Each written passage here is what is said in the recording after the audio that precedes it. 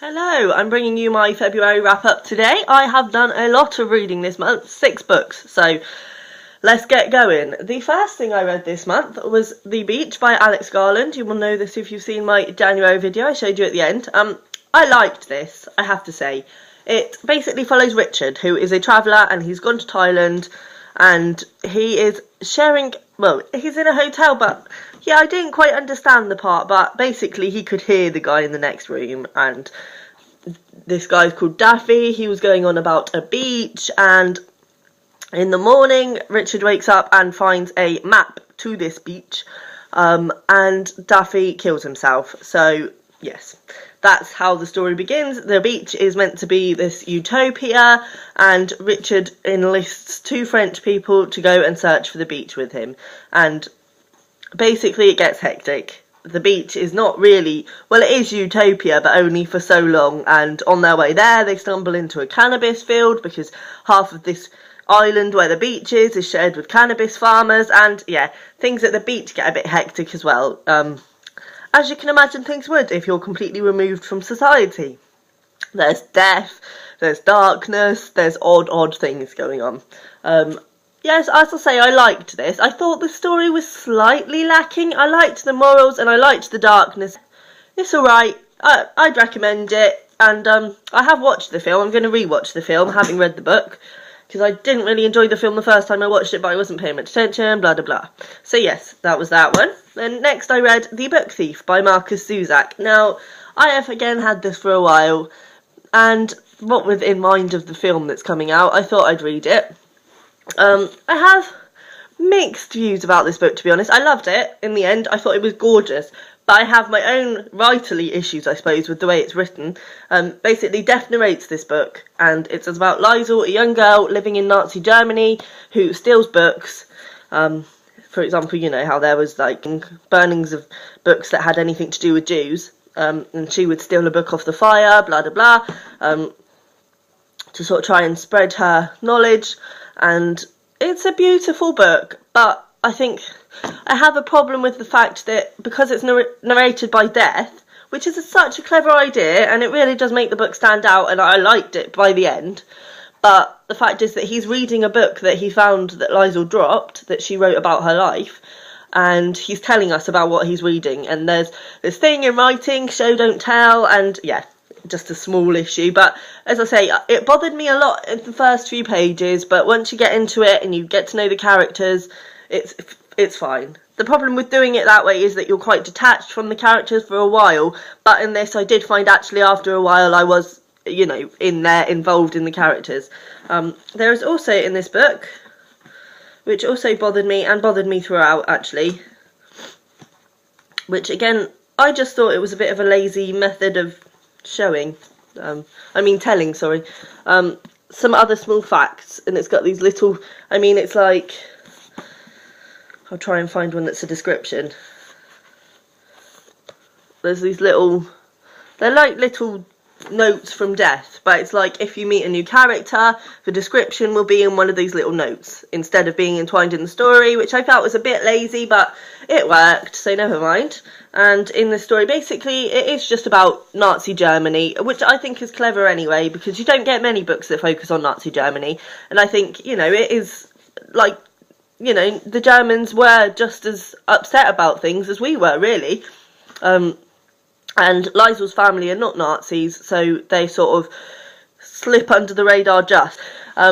They basically end up hiding a Jew as well for a while, and don't know if I can find one. Yeah, he becomes really, like, loves Liesl, and he draws her little books, and they are gorgeous. Look, we see them. All my life I've been scared of men standing over me, and yeah, they're just really pretty little booklets that he drew her on the pages of Mein Kampf. And I have got a little excerpt to read you in this, because it's actually written so gorgeously. Those images were the world, and it stewed in her as she sat with the lovely books and their manicured titles. It brewed in her as she eyed the pages, full to the brims of their bellies with paragraphs and words. You bastards, she thought, you lovely bastards. Don't make me happy. Please, don't fill me up and let me think that something good can come of any of this. Look at my bruises. Look at this graze. Do you see the graze inside me? Do you see it growing before your very eyes, eroding me? I don't want to hope for anything more. I don't want to pray that Max is alive and safe, or Alex Steiner, because the world doesn't deserve them. Wow! Yeah, just, it's written all like that, and it's really just poetic and beautiful, and worth a read, definitely. Looking forward to the film of that one. The next thing I read, this is a bit of a controversial one, I warn you. Anybody under 18, I wouldn't recommend you read this. And I'm not just saying that because it's prudish or whatever. It is very, very, very X-rated, and even I was a bit shocked at some of the things in this book. It is The End of Alice by A.M. Howls. This follows the story of a paedophile in prison. He is writing to a girl outside, a college girl who is undergoing her own little bait of paedophilia, and a bit of cannibalism in there as well, just to mix it up. This book is pretty disgusting, and I say that in the nicest way. I did feel at times it was a bit disgusting for the sake of being shocking, but I've never read a book that has shocked me so much since Naked Lunch by William Burroughs.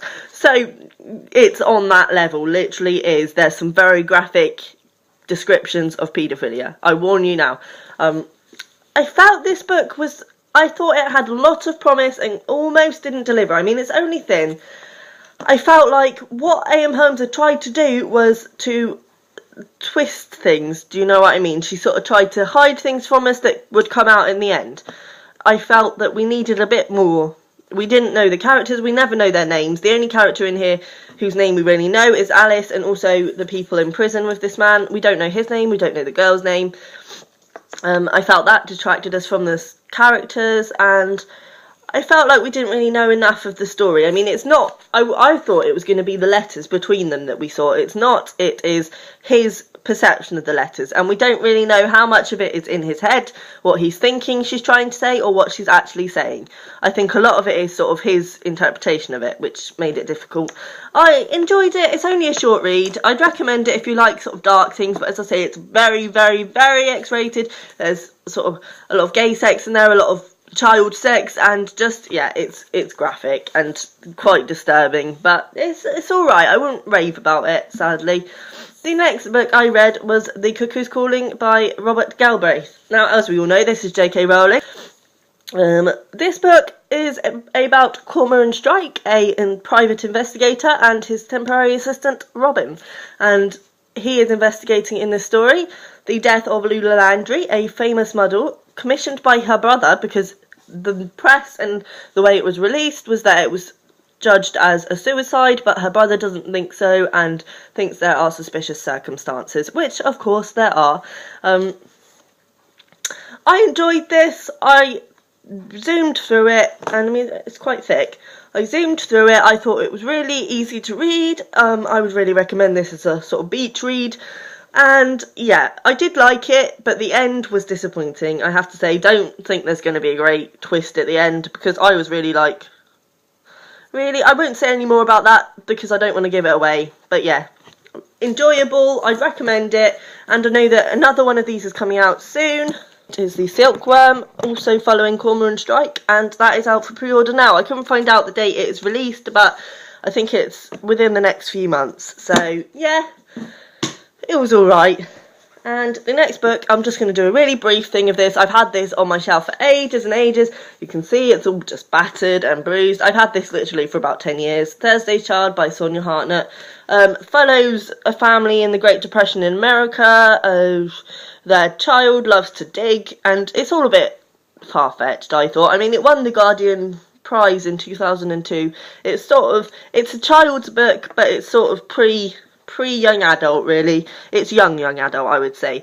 If you like things like To Kill a Mockingbird, Of Mice and Men, things like that, it's kind of that type, obviously because it's set in the Great Depression, but also it did remind me a lot of those books, but I felt like it was a bit lacking. Again, it's only short, and it was just all a bit strange, but give it a go if you like. I did check, it's still in print, so yeah.